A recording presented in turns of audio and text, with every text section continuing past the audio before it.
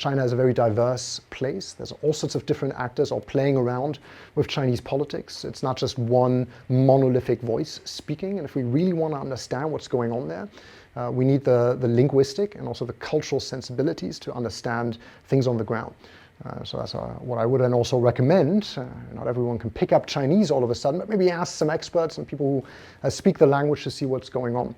So for instance, if you look at the Shanghai World Exposition of 2010, it looked at the surface like it was just this monolithic state communication event, and everything was tailored to talking about harmonious society, which was sort of the key term at the time. But if you look more closely, if you look at what got said in Chinese, you see that it was quite full of diverse little stories, some of which were geared towards saying, China is now part of the market economy, and that's what harmonious means.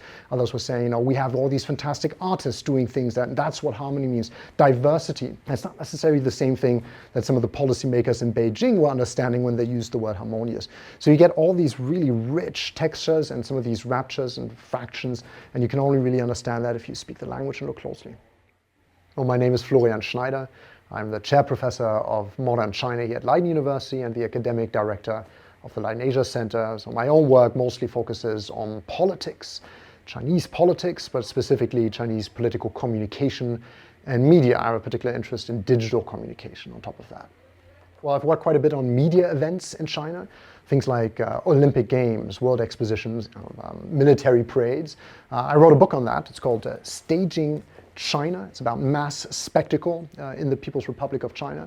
And a couple of things that I've found looking at this topic are that on the one hand, the Communist Party has been trying to reach out and paint a pretty rosy picture of China, but there's a lot of people involved in that. It's not just the state speaking, and that's something we sometimes overlook, right? It's a public-private collaboration, and it means a great deal to people. So taking that seriously and also looking at what happens in different contexts. How is the expo different from an anniversary or commemoration of war? That's a very fruitful avenue to trigger, to find out what triggers public sentiments in China.